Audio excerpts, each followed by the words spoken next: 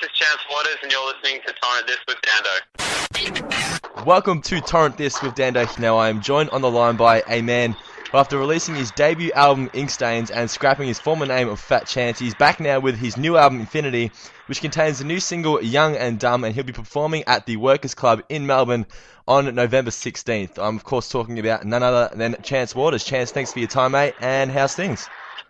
Oh, you are welcome, man. You're welcome. And yeah, stuff's really good. Like, very hectic, but also very positive. Yeah, what's been happening today?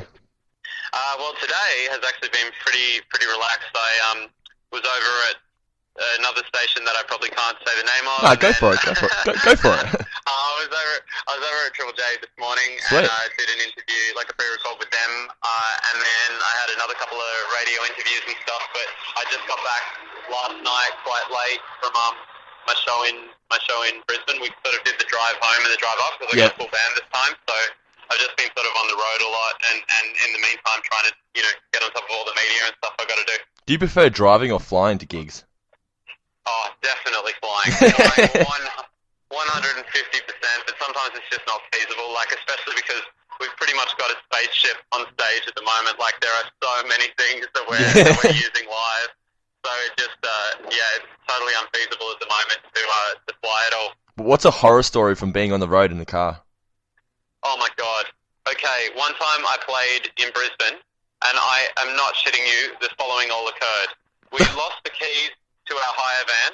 We parked the hire van in the wrong place, so we got a fine, and also somebody who was annoyed at where we parked it came by and broke the windscreen wipers. We got a tow truck to come and get the hire van, and as it was loading it up, it destroyed the hubcap on the hire van, and then another car that was waiting for the tow truck to move got so frustrated waiting for the tow truck to move that they attempted to reverse down the road, smashed into a pole, and knocked the light off the pole and ruined their bump bar cone completely off. And this was the start of it. And then when we finally got on the road back, we got a speeding fine, and my manager lost his license. So it was a good run. He lost his license, but did he also lose his mind? No, but I think we were all pretty close. How did you explain that to the rental company? Oh, well, actually, we got quite lucky. We got out of a lot of it because we took it to the rental company and we were like, oh, we're dead. Yeah. And then they were so busy, they were like, didn't really inspect the car, they just got us to give it, like, sign it because we'd lost the key. They were just like, all right, it's time for the key replacement, and then we'll see you later. And we were like, okay. Just bailed. That's awesome. Now, did you do much on the weekend besides celebrate the album release, or has it just been all about the album? Well, I played two shows. I played a show in Port Macquarie and a show in Brisbane. Yep. And so, yeah, I mean, there was, in between the, like, getting crunk to celebrate, there was also, like, all of the bits and bobs to do with that, because I've been tour managing this tour as well, so I've had to kind of organise a bunch of stuff while I'm on the road. Yeah. Well, you said before that you're on Triple J and stuff like that. Do you still get nervous being on major stations like that, doing interviews? I certainly did before we did like a version last time. Like that was quite nerve-wracking. It's a big deal. Yeah. Well, exactly. I think it's one of the biggest things you get to do in a live sort of setting. So I was quite nervous in regards to that. But generally speaking, no. I think the nerves sort of started to calm down. I think it's more like big shows that I still get a bit nervous about. Yeah. Well, if you get invited to do like a version again, what track do you reckon you might do? If I got to do it again, gee, I'm not sure. I found it hard enough to choose the first time. I quite wanted to do Emma Louise's Jungle. Yep. But for various reasons involving another big band that might be doing something with that song, we couldn't do it. How awesome is it though finally getting the album out though, man? Oh, it's absolutely amazing. It's like, I'm just stoked to be able to release it. I mean, it's a body of work that I put so much time and effort into and love, and so it's great to have it out there. But I guess I'm looking at it from a long-term perspective. Like first day sales, I mean, we did amazingly, and that's great. We sort of got up to the top of the hip hop charts and stuff on iTunes, but really with albums, I think they're a long tail thing. It's about how the next year goes, and how people kind of pick it up and experience the album over the next year that matters. So I'm kind of focused on that road at the moment. Well, anyone who knows me knows that, like, I'm not going to bullshit you. I'm not a die-hard hip-hop fan, but, like, I still really like tracks like Young and Dumb. It's really catchy. And how did Bertie Blackman come into the picture? Well, I hit her up, basically, because I think she's amazing, and I needed a singer for the song. We sort of already nutted out the kind of general direction for the track, but we needed a female verse, and we needed another vocalist in there, and she's just incredible, and there's so much energy surrounding her at the moment, and her tone and her writing style was just going to fit the track perfectly from the get-go, so I approached her, and I was very lucky that she said yes. Yeah. Has anyone ever turned you down? Oh, yeah. But that's because, like, I approach really big, really big artists and have been doing so for a very long time. So, to be honest, everyone's always really quite gracious and great. But, I mean, I wasn't turned down for anyone on this album. This album I happened to get everybody I wanted from the get-go. Like, cool. I didn't expect to get Paris Wells and stuff, but you know, she did it too, and, you know, it was the same was the case with a lot of the artists. But yeah, in general, in the past, like, especially before, you know, anybody knew who I was, I certainly got a bunch of knockbacks. But that's just the course of it. I've had to knock a heap of people back too, and often it's just about, you know, you have to choose sort of the commitments that most match how much time you have. Does that make you feel like a big man, that you have the power to knock people back now? Certainly not, no. It's just, it makes me feel like a busy man. Yeah. Yes, yeah. Can you recall anything you regret doing when you were young and dumb? Oh, God, don't get me started. I broke my foot like 3 times in 2 years. I think I regret each one of those stupid decisions. But yeah, man, like I wrote this song from a very well informed place. Okay. Well, obviously, you've made the choice now to scrap the Fat Chance and go with your real name, Chance Waters. How difficult is it, like, changing your name in the sense of, like, contact addresses and merchandise and shit like that? Well, that was all very difficult, but we were very lucky. You're not meant to be able to change the name of your Facebook page under any circumstances. Yeah. We managed to find a friend of a friend in Facebook who went back and forth with Palo Alto, and I had to sort of sign all these declarations and write a lot of, you know, passionate emails, and eventually I actually managed to get it done, which was incredible. So, you know, didn't lose that, didn't lose the Twitter. We already had our mailing list, and I'm lucky in that I have a very sort of, like, the people who listen to me are generally also on very good terms with me because I do it so much and because I, you know, try to take the time to talk to absolutely everyone who ever messages me. So I think everybody kind of knew within 24 hours that it had happened. Yeah. Like, at least everyone that mattered in terms of my core supporter base. So I think it was much easier for me to change than it would have been for a lot of people. How much Fat Chance merchandise is there lying around now? Very, very little. Okay. Very little. Okay. There's CDs, but I mean, that's fine. I just take them on tour, and everyone sort of knows that was my old project. Yeah.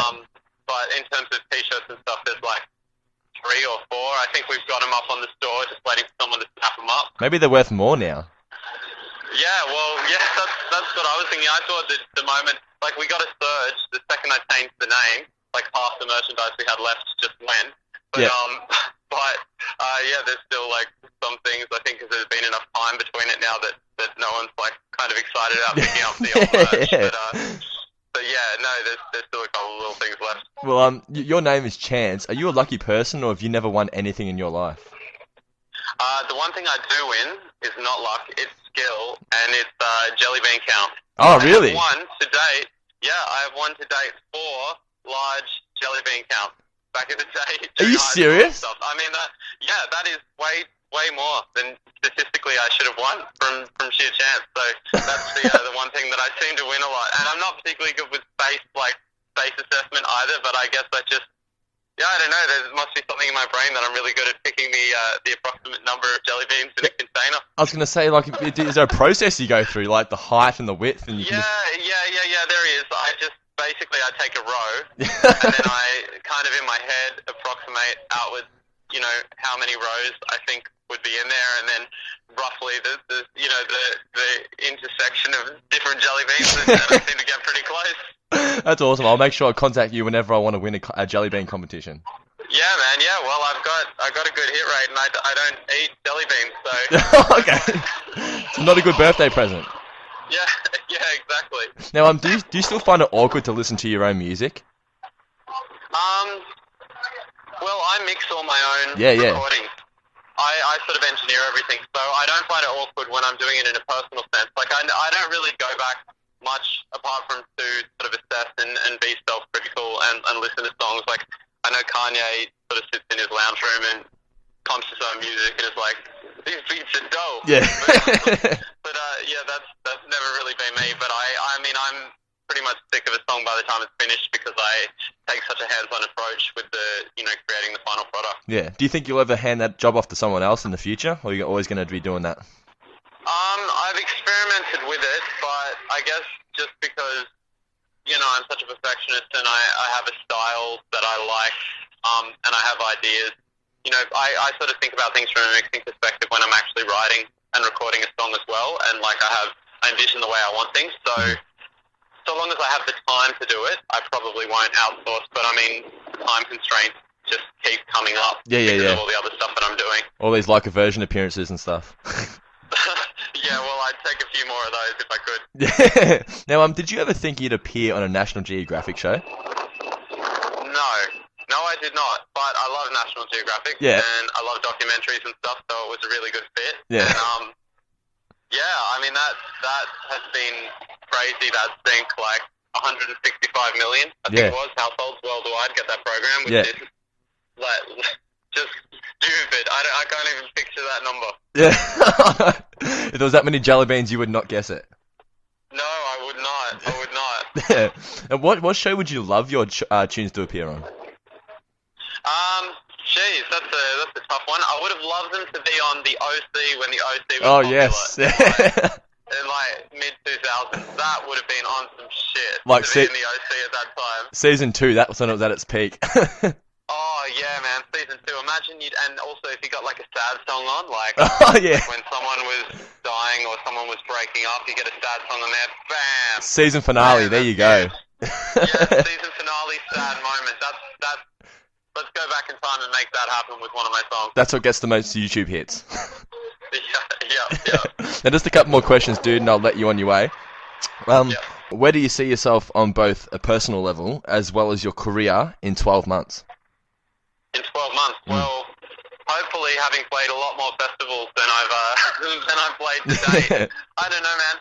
My plan is to spend most of this year coming just touring, like relentlessly touring, playing the festival circuit, hopefully off the back of the singles, and also, I guess, making the next album. I've got my first writing session in November with One Above, who's exclusively producing it, so I'll spend some time with him making the record next year as well, and I would like to have a single ready halfway through next year to give you an idea of how quickly I want to move with things. But, yeah. Sounds cool, man. Just one last question. This is what I ask to everybody. What advice do you have for all aspiring songwriters and musicians? I guess don't rush yourself too much. I definitely blundered into a lot of things and sort of stumbled about for a very long time, and I think in a lot of ways it's actually worth working on the songs and perfecting the songs and really being internally focused with that stuff for quite a long time, which is something that I really did miss early on, and I heard a lot of people give me that advice when I was younger, and I didn't really listen. But there is honestly there's no huge rush. There's no huge rush. If I just waited and made this record the first time around, I'd be in the same place, because when you get the songs right, the rest of it will kind of come together. Yeah, that sounds good, man. All right, well, there you go, guys. Make sure you get yourself a copy of Chance Waters' new album, Infinity. It contains the new single, Young and Dumb. Check him out at the Workers Club in Melbourne on November 16th. And for the latest news and info, like him on Facebook at facebook.com/ChanceWatersMusic. Once again, Chance, thanks for your time, mate. Appreciate it, and good luck with the tour. Yeah, thank you, man. Thank you. No worries, dude. Catch you later.